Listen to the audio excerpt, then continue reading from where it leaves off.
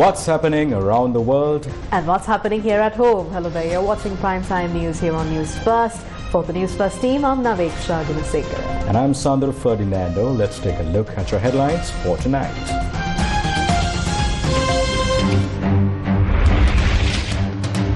Grade 5 scholarship exam results released. MP's daily meal charge raised from 450 rupees to 2000 rupees. New restrictions on official vehicles and allowances for ministers. Former Minister Anura Priyadarshana and wife arrested over financial fraud. Released on bail. Stock market. ASPI records new all-time high. Surpasses 17,000 point mark. The House Committee of Parliament has decided to increase the daily meal charge for members of Parliament from Rs 450 to Rs 2,000. This decision was made following a proposal from the ruling party. Currently, MPs are charged 450 rupees per day for meals, which includes breakfast, lunch and afternoon tea. Under the new decision, breakfast will be charged at 600 rupees, lunch at 1,200 rupees and afternoon tea at 200 rupees. I believe this is a very fair decision. The public expects MPs to live like ordinary people without special privileges. This decision aligns with that expectation. The new charges will be implemented from the start of the next parliamentary session on the 5th of February. Currently, there is a similar pricing structure for executive officers, but no decision has been made regarding their meal charges at this stage. However, changes may occur in the future.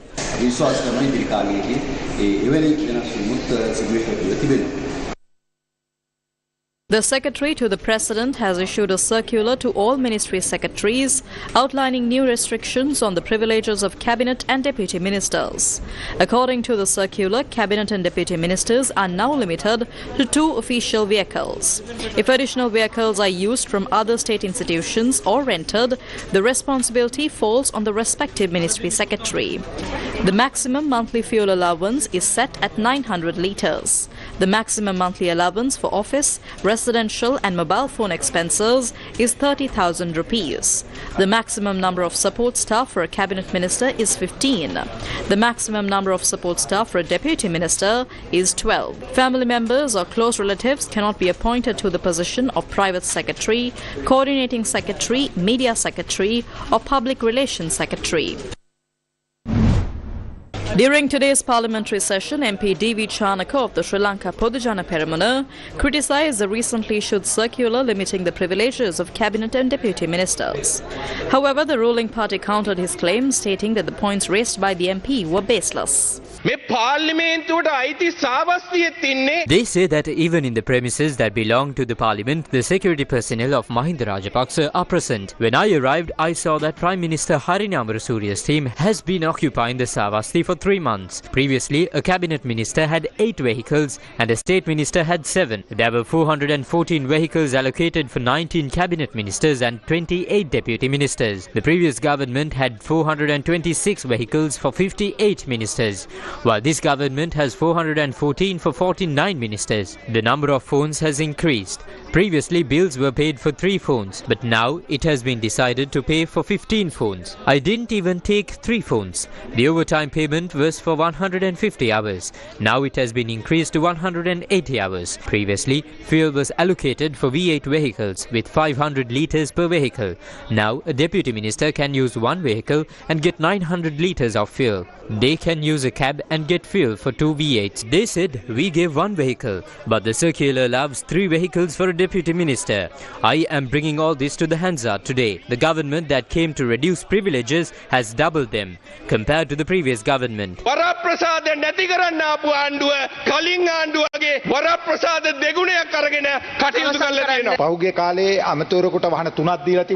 the past, a minister was given 3 vehicles. This has been reduced to 2 vehicles by the relevant circular. Previously, a minister was given 2,250 litres of diesel. Now it has been reduced to 900 600 litres. A special change has been made, equating the driver's allowance for a deputy minister to that of a minister from 150 to 180. The circulars also limits the number of advisers to 2. Despite reducing everything, MP D.V. Chanaka has presented statements that mislead the House and left without waiting for a response.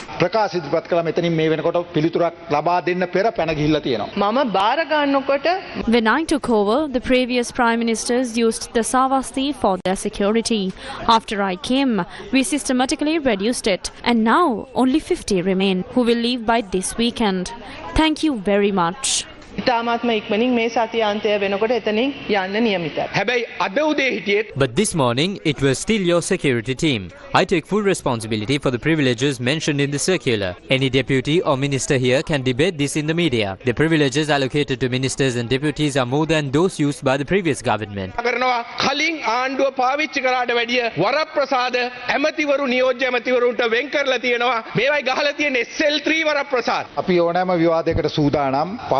චක්‍රලේඛ යටතේ කිසිදු පෙර චක්‍රලේඛයට අදාළව තියෙන වරප්‍රසාද සානිකුත් දෙමණා අඩු කරලා මිසක් වැඩි කරලා නැහැ.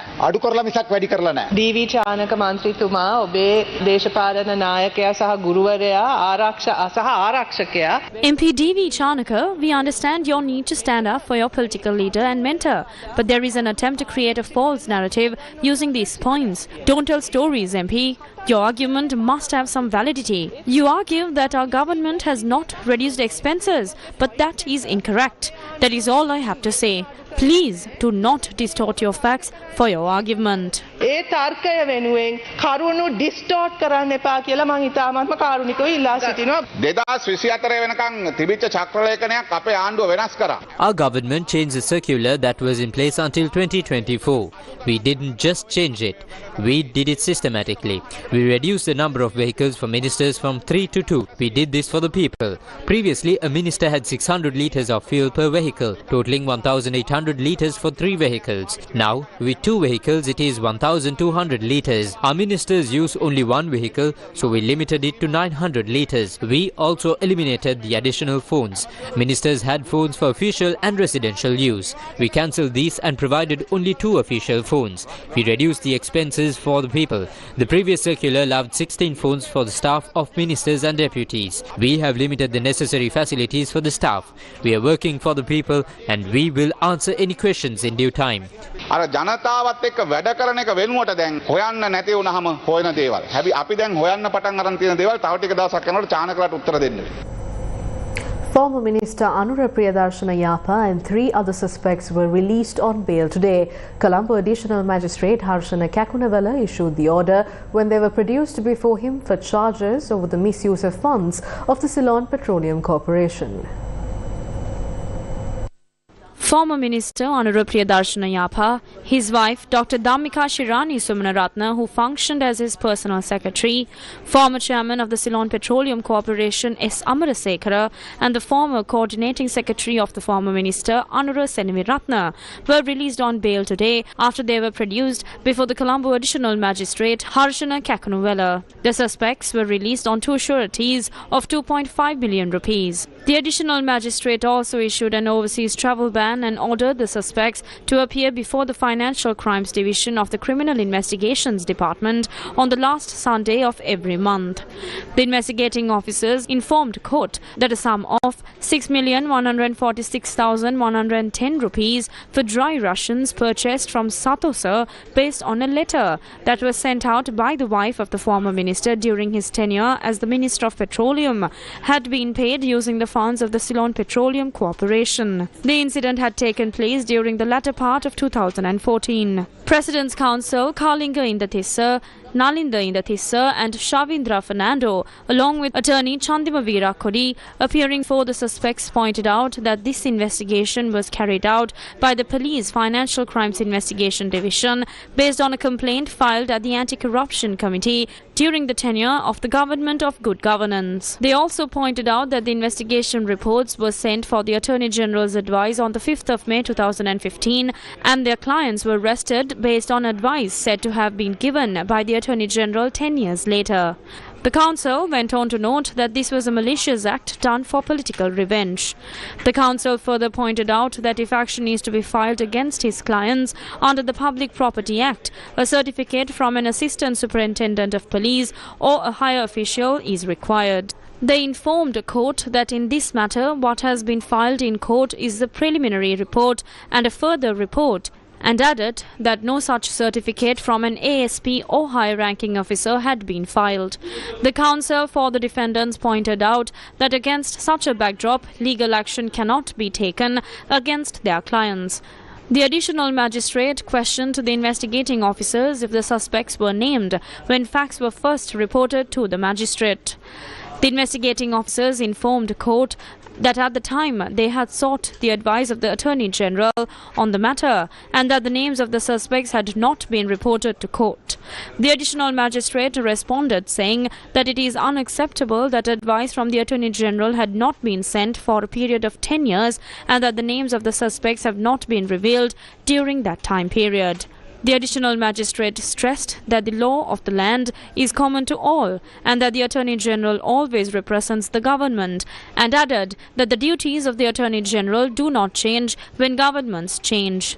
The magistrate released the suspects on bail, considering the time period taking to identify the suspects and the fact that the suspects had not obstructed investigations during that time period. The case was called up once again on the 6th of May 2025. Court cases are not an issue. There was no need for the CID to come to my house in the middle of the night and arrest me. I would have come if I was informed to come. The government must have some regard about democracy. If the government has no regard for democracy, what would come would be a dictatorship. This was something that was done properly. I joined the ministry in 2014 when we were facing hardships and we distributed items from the Petroleum Corporation properly. The goods were distributed through state officials. Therefore, I have never in my life misused state assets on my life.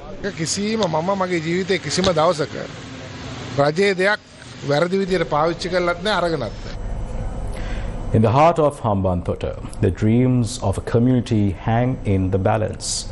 The Modara Palace Bridge, a lifeline meant to connect Sirasa and Magama, remains unfinished, leaving villagers to risk their lives on a precarious ferry.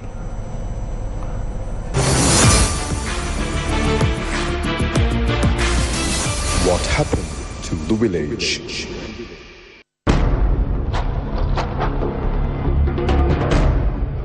මේ පාලම හැදුවේ නැති නිසා තමයි අර පාරුවක් හදාගෙන මේ මිනිස්සු එගොඩ මෙගොඩ වෙන්නේ. ඒකත් අර උසට දාලා තියෙන්නේ මේ ගංගේ පාත් මට්ටමින් ගියොත් කිඹුලා පයින්නෝ පාරුවට.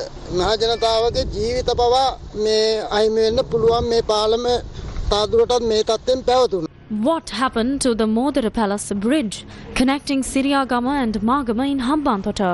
In 2017, 236 million rupees was allocated to start building the bridge. මේවා කාගවත් පුජ්ජික දේවල් නෙවෙයි රට පරිහානියට යන්නේ මේ වගේ කටයුතු තුලින් රාජ්‍ය ප්‍රතිපත්තියක් තුලින් මේ ඉදිකිරීම අනිවාර්යයෙන්ම කළ යුතුයි මොන රජයෙන් කළා වුණත් මේක රටේ ජනතාවට ප්‍රයෝජනවත් වැඩක් තවත් වසරක් හමාරක් පහ වුණොත් මේ කම්බිත් විනාශයට පත් වෙනවා දැන් මේකේ මැද කොටස ඉතුරු කරලා තියෙන්නේ දෙපැත්තේ වැඩ ඉවර කරලා තියෙනවා ඒ ටිකේ තව පොඩි කොටසක් තියෙන්නේ අපේ කැමැත්තට කාගෙන්වත් අපි වන්දියක් ඒව මේ බලාපොරොත්තු නොවි පොල් ගස් රාශියක් අපලිවත් කරගත්තා වැට කඩළු කඩාගත්තා ඉඩම් වලින් අඩි 9ක ප්‍රමාණිකදී පටියක් දීලා පාරකුත් අලුතෙන් හදලා තමයි අපි මේ පාලම හදන්න කියලා ඉල්ලුම් කරේ.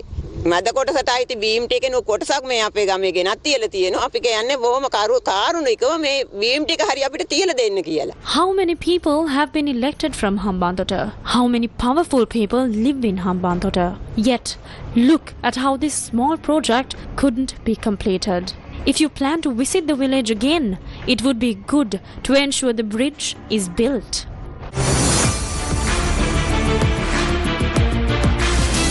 What happened to the village? The Sri Lanka Podujana Peramuna and the Samaki Jana Balavegya said that the residents and property valued by the government at over 3 billion rupees should continue to be allocated to former President Mahinda Rajapaksa. Former SLPP Member of Parliament Indika Anuruddha stressed that Mahinda Rajapaksa is constitutionally entitled to the residence. The constitution does not allow the incumbent president to decide on the official residence of the former president. The constitution clearly states that a former president is entitled to an official residence. If such a residence is not provided, the former president is entitled to use 1/3 of his pension for that purpose. If the government fails to fulfill these obligations, there will be consequences. Former MP Tisakuti Arachi said that many are ready to offer Mahinda Rajapaksa an alternative residence if necessary. මම දැන් මේ කොළඹ ඉඳලා එන ගමන් මට යාළුවෝ 5 දෙනෙක් කතා කරා. ඊයේ දවස් මට යාළුවෝ ගණනාවක් කතා කරා. මහින්ද රාජපක්ෂ කියන අපි නූතන දුටු. Yesterday, 5 of my friends reached out to me. They said that if Mahinda Rajapaksa is evicted from his official residence, they are willing to provide him with a place to stay. Personally, I am ready to offer him a residence. This is about honoring a leader who has contributed greatly to this country. The issue here is not that we cannot offer someone a place to stay or that his 3 children cannot do it for him. What matters is that this is the leader who saved our country and made it possible for everyone to live peacefully in their homes without fear. He created a time when people could sleep without worries in their own homes. If the government attempts to deprive this beloved leader of what is rightfully his, it will face serious consequences. We want to make that very clear. නිදා ගන්න පුළුවන් යුගයේ බිහි කරපු ආදරණීය නායකයෙක්ට විවස්ථාවෙන් පැවරිලා තියෙන ඒ අවස්ථාව අහිමි කරන්න නම් ආණ්ඩුව සෝදානම් වෙන්නේ. අපි ඒක දෙස බොහොම පැහැදිලිව බලන් ඉන්නවා. This is the stance of the Samagi Jana Balavega. ලාංකීය ජනතාව හැටියට මේ රටේ අද මේ අපි විඳින නිදහස භුක්ති විඳීම. As Sri Lankans, we enjoy the freedom we have today because of the leadership of Mahinda Rajapaksa. He is the one who gave us the leadership to enjoy the freedom we experience now. There is also a sense of humanity in this. Even Chandrika Bandaranaike Kumaratunga, despite her family's wealth, gave up everything and entered politics. So if someone is willing to sacrifice as they did, there should be no issue in following the law. If there are privileges outlined in the law, they should be respected. But if those privileges are being misused or exploited, it's better to address those issues and find solutions through discussions. We see that the goal here is something else. මේකේ අරමුණ දැක්කම තේරෙන්නේ කාට කාට හරි shot එක දෙන එක. Chief Government Whip Minister Dr. Nalinda Jayatissa explained the matter in Parliament today. මන්දිරේ මාසික කුලිය මේ ගෙදරට මාසික කුලිය The monthly rent for this residence is estimated at 4.6 million rupees. Efforts are underway to retain the residents. There is no political division on the issue. The SLPP and the SJB, as well as others, are voicing their support for this. How much does the government spend to maintain these houses? Look at the house where Mahinda Rajapaksa lives. Tell me how former President Mahinda Rajapaksa, who spent 43 million rupees in the last 2 years on maintenance alone, can stand up for this residence. Those who speak against this have no shame. Those who live in it also have no shame. They are now asserting their right to remain in the residence until they are formally asked to vacate. I doubt he lacks alternative accommodation. When children reach adulthood and become employed, they have a responsibility to care for their parents. He has 3 grown children who are capable of doing so. One served in the Navy and another is involved in the space program. These children should be able to provide for their parents' needs. It's unfair for these children to place that burden on the shoulders of innocent citizens who are struggling to afford basic necessities like shoes and books for their own children.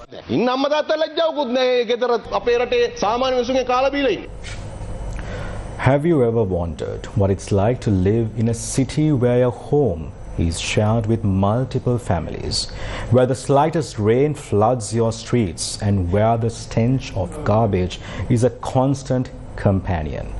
This is the harsh reality for many residents of Colombo.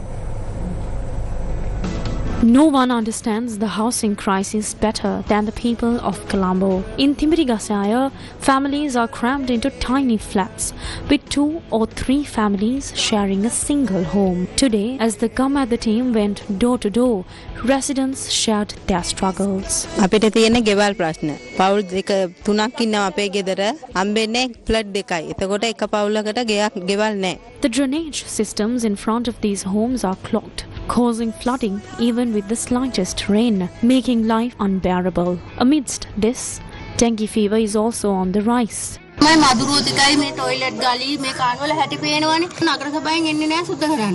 ඉතින් මේ මුළු කොළඹගේම ආවතම යට වෙනවා මේ වැස්ස නිසා. මන්ත්‍රී කෙනෙක් කියන්නේ මොන පඹයක්වත් එවඩල්ලක්වත් නැහැ. මේ ළඟේ ඡන්දේ විතරක් ගන්න තිබ්බා. The team also visited Nugegoda Nagawatha, where residents face a garbage problem. A life of comfort and convenience is just a dream for them. ප්‍රශ්නේ තියෙන්නේ මෙන්න මේක තමයි අපිට ඔය කුණු පොඩි කිරිසප්පියෝ ඉන්නවා ගෙවල් වල.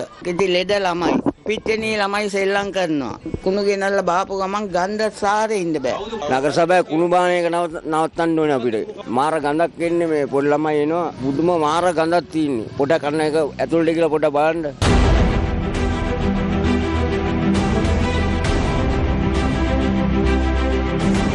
Gambetta, door to door. Newsfirst, with the people. The results of the Grade 5 scholarship examination held on the 15th of September have been released.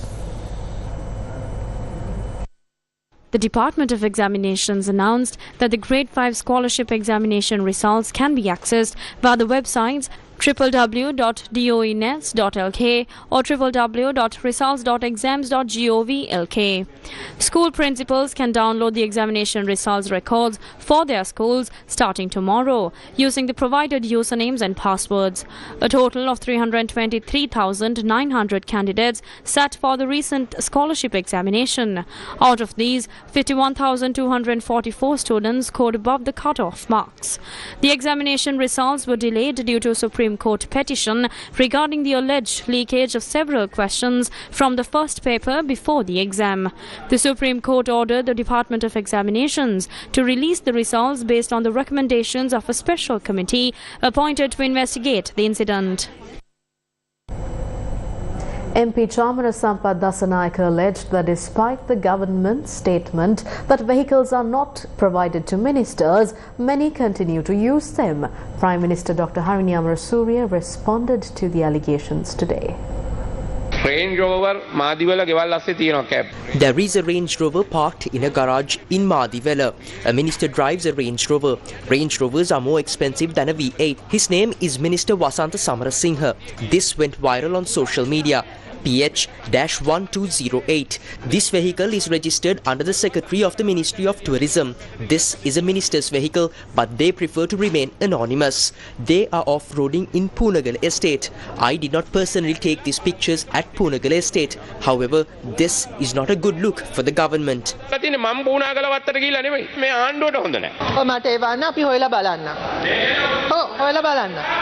ඔබතුමාගෙන් උපදෙස් අපිට අවශ්‍ය නැහැ අපේ පක්ෂේ විනය කරගන්න විනය පවත්වාගෙන යන විදියට ඔය ඔබතුමා ඕක මට දෙන්න අපි ඒක හොයලා බලන්න. ඒක හොයලා බලන්න. අද මේ සභාවට We cannot accept that the answer you gave to Parliament today is correct. Can you appoint an official to the gate of this Parliament, or can you appoint an official to the Madivela housing complex? එහෙම නැත්තම් මාදිවල නිවාස සංකීර්ණයේ කවුරු හරි නිලධාරියෙක් පත් කරන්න පුළුවන් නම් අපේ മന്ത്രിවරුන්ටවත් අපේ ඇමතිවරුන්ටවත් කිසිම ප්‍රශ්නයක් නැහැ මේ වාහන නැතුව හෝ වාහන පාවිච්චි කිරීමට අපේ අකමැත්තක් නැහැ. There is no issue with our ministers nor our members of parliament having these vehicles or with using them. All of us ministers have received vehicles from our ministries. However, I would like to say this. When it came to choosing these vehicles, most of the available options were V8s, Benzes and BMWs. So, it was very difficult for us to find suitable vehicles that meet our needs. Even today, some of our deputy ministers don't have vehicles. If they're jealous of them using their personal vehicles, there's nothing we can do about the condition of those vehicles. Ministers need vehicles. Deputy ministers need vehicles. They need to work. We have never rejected the use of vehicles. We have never officially rejected the use of these vehicles anywhere. So, we take the vehicles that we're officially entitled to and use them. We have no problem with that. I wanted to check until the 24th of November 2024. Before we assumed office, the monthly fuel expenditure was a shortage of 3.4 million rupees. After I took over, we were able to reduce this expenditure to less than 1 million rupees. There were 2 bulletproof vehicles in the Prime Minister's office. Since we didn't use them, we have saved 37 million rupees so far. So, it's actually funny how they question the ownership and use of vehicles. We have no shame in asking our ministers and deputy ministers what kind of vehicles they can use without feeling embarrassed. We have no problem using vehicles. That's the answer. There is no misleading information. We, the ministers and deputy ministers in the ministries, use vehicles, use personal vehicles, and there's no problem with that. What is the issue? I request that Shamara Sampath send that paper here. I don't know if it's like the other quotation about clean Sri Lanka, so please send that paper over here. අර මේ clean ශ්‍රී ලංකා ගැන කරපු quotation වගේද දන්නෙත් නැහැ. ඒ නිසා ඔය කොල කෑල්ල කරුණාකරලා මේ පැත්තට එවන්න. The Colombo stock market's ASPI broke the 17,000 point barrier during trading today. In a historic milestone, all-share price index or the ASPI of the Colombo Stock Exchange surpassed the 17,000 point mark for the first time today during trading. The ASPI reached this significant level in the afternoon, closing at 17,025.99 points. This reflects a strong performance in the market, with a transaction turnover of 9.7 billion rupees reported by the end of trading today. Newsfirst, main sponsor. International Edu Expo with EdLocate on the 1st and 2nd February. Call us to register. Dr. Chandranath Amarasekara, Assistant Governor of the Central Bank of Sri Lanka, highlighting the stabilisation achieved post-crisis, emphasised the importance of sustained high growth through strategic reforms and prudent monetary policies.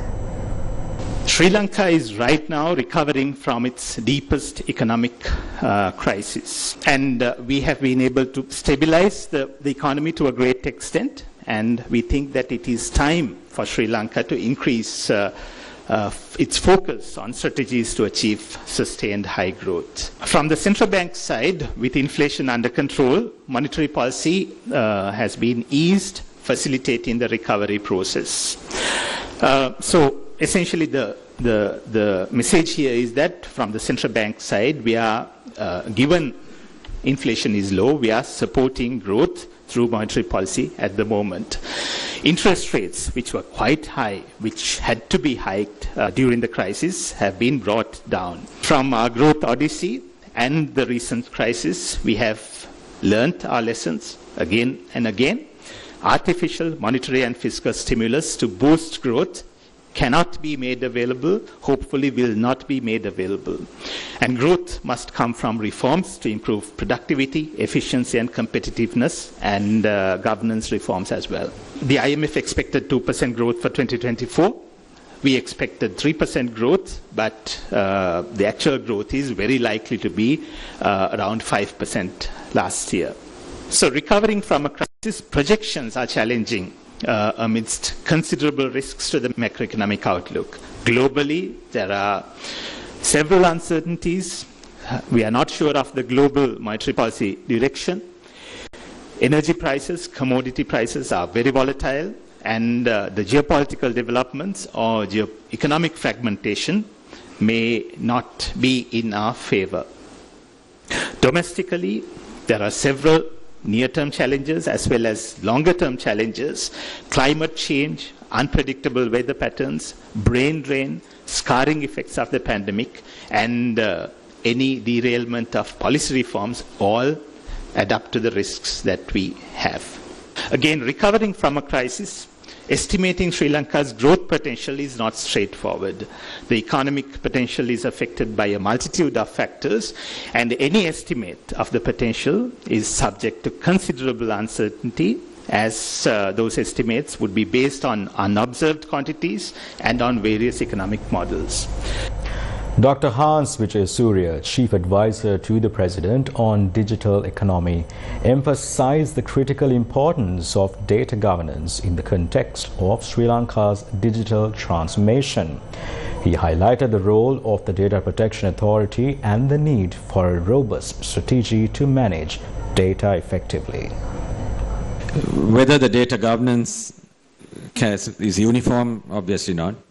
And that's why the Data Protection Authority is in place. There's a data protection law. Again, there may need to be some tweaks to adjust to a whole of economy, digital economy transformation. However, I think the whole topic of data governance needs to be given primacy.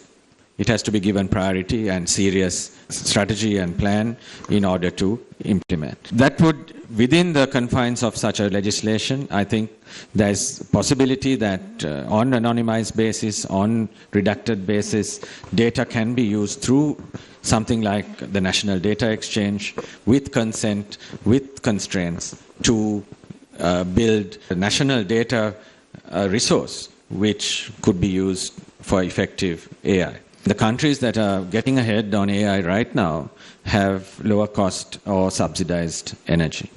And you can see even in the Malaysia-Singapore dynamic, when Singapore was running out of power, there were constraints on expanding the AI data centers, and Malaysia jumped on that.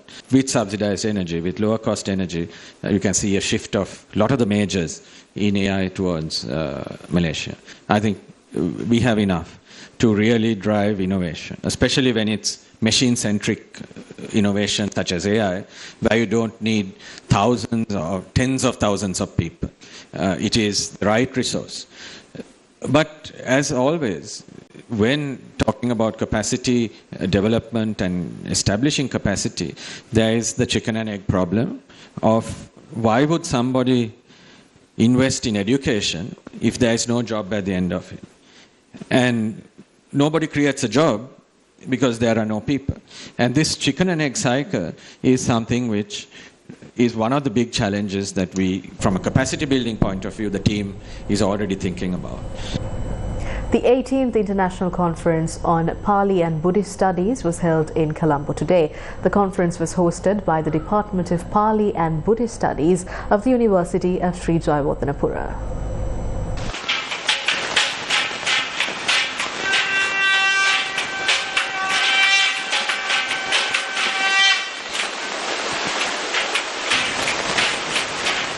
An international conference of scholars convened at the University of Sri Jayawardhanapura today to discuss the latest developments in Pali and Buddhist studies. The theme of the conference is Towards Mindfulness for Peaceful Tomorrow. This era called as AI era, Artificial Intelligence. The journey we have come so far as humans can be seen to progress at a very rapid march in this century. The society going to experience both good and bad results of it. This development has given rise to many mental problems like depressions, anxiety, bipolar disorders, so and so.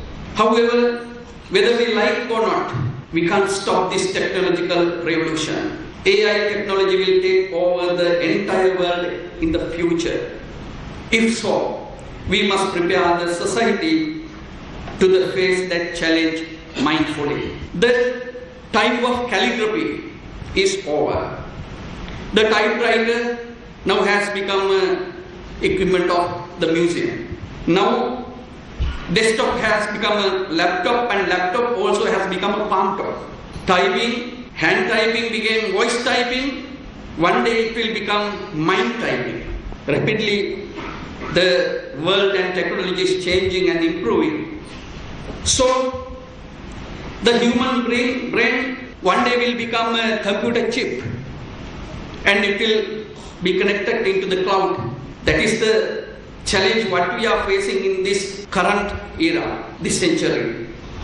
So, purpose of this academic exercise is to provide a suitable pathway to so-called society with Buddhist teachings. The conference held at the university premises was attended by several religious leaders as well as the Associate Professor of the Department of Pali at the Navanalanda Mahavihara in India, Venerable Dhammajyoti Thero.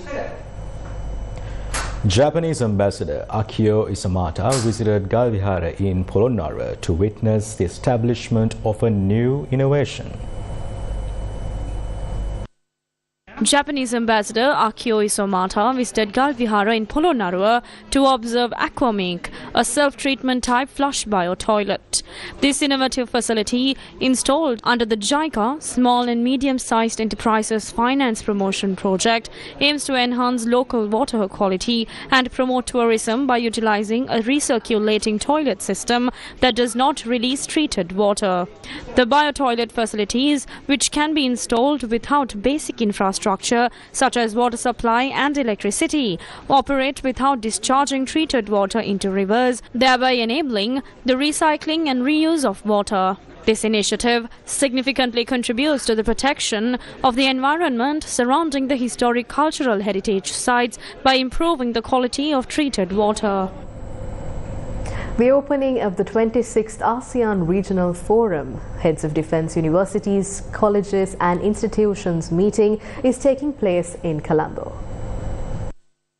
The opening of the 26th ASEAN Regional Forum Heads of Defence Universities, Colleges and Institutions meeting, hosted by General Sir John Kotalawala Defence University, is being held in Colombo. Deputy Minister of Defence, retired Major General K.P. Aruna Jayasekara, addressed the event as the keynote speaker. The main theme of this year's forum, that is to say, defence education in an era of transition. This theme reflects the realities of our time with global transformations leading to transitions of systems and processes that were practiced across multiple fields, disciplines, industries and sectors. From government, corporate to civil society, there is an unprecedented level of transformation mainly powered by the technological advances in this century. We are confronted with both the promise and peril of such advances. There is no just transition,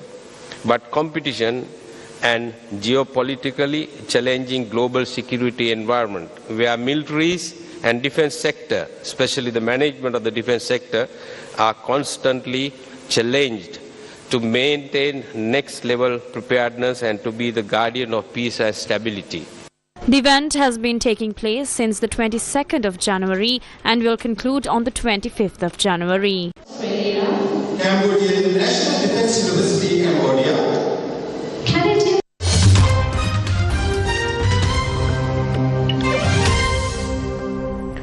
A new wildfire that broke out north of Los Angeles yesterday rapidly spread to more than 9,400 acres, fueled by strong winds and dry brush, forcing mandatory evacuation orders for more than 31,000 people.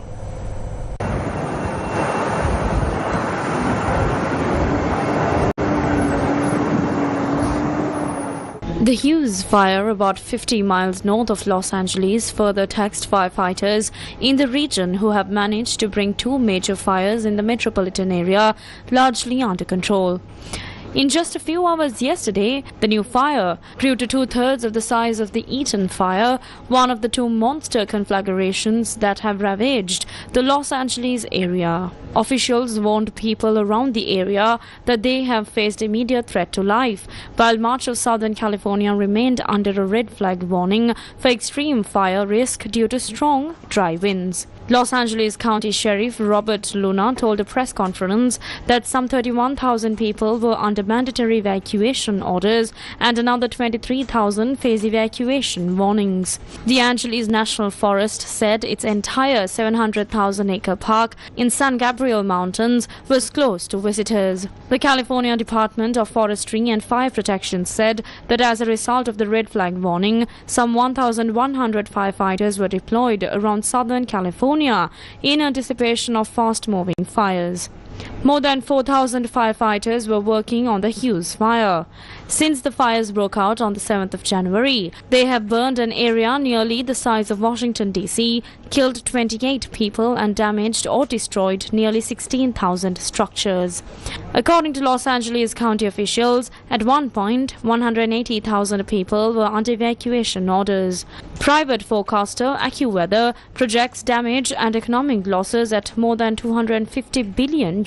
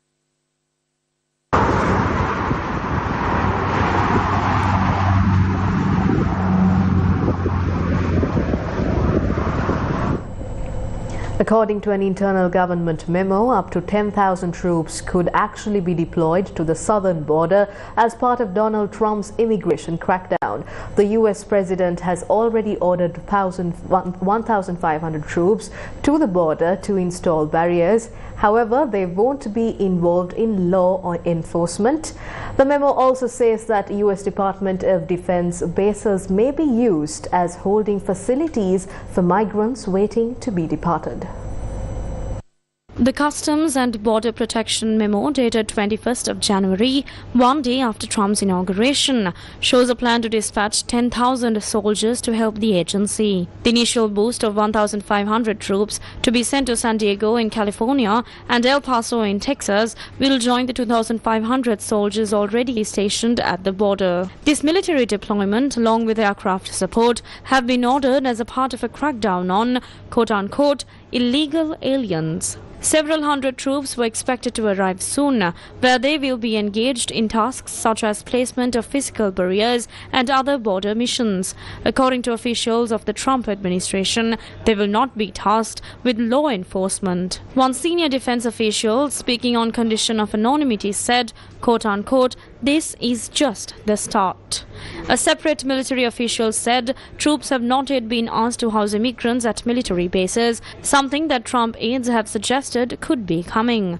Officials also said troops plan to provide aerial support to Border Patrol, including via airlifts, and also plan to send intelligence analysts to the border. All refugee travel to the United States is being suspended following a separate order, one of several signed by Trump in the first few days of his presidency. However, India's Foreign Minister Subramaniam Jaishankar has said that India is prepared to take back its citizens residing illegally in the United States after meeting the top diplomat of President Donald Trump's new administration, U.S. Secretary of State Marco Rubio. Jaishankar said New Delhi was open to taking back undocumented Indians and was in the process of verifying those in the United States who could be deported to India.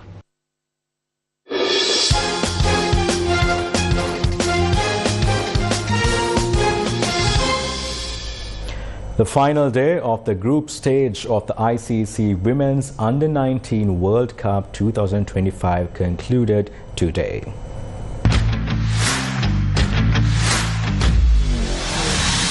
Host Malaysia's hopes of progression were roused after they failed to beat West Indies in a must-win encounter which allowed West Indies to lock their spot for the Super 6 stage. Batting first, West Indies posted a total of 112 for the loss of 7 wickets in their allocated 20 overs. The Caribbean outfit held their nerve to take care of host Malaysia by 53 runs, finishing third in Group A. 10 batsmen of the Malaysian outfit were restricted to scores below 10. Windies captain Samara Ramnath starred with figures of 4 wickets, conceding just 6 runs of 4 overs. In the second encounter of the day, India took on Sri Lanka in Group A. Batting first, India lost their first 3 wickets for 48 runs. Opener Gungadi Trisha was dismissed for 49 of 44 deliveries. Pramudi Metsara, Limansa Tilakaratne and Aseni Thalagune bagged 2 wickets each.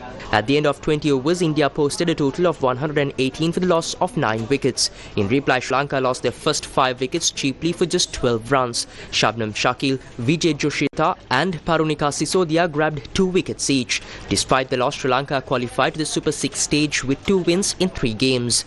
All the action of the ICC Women's Under-19 T20 World Cup can be watched live on TV1 and www.sirasatv.lk.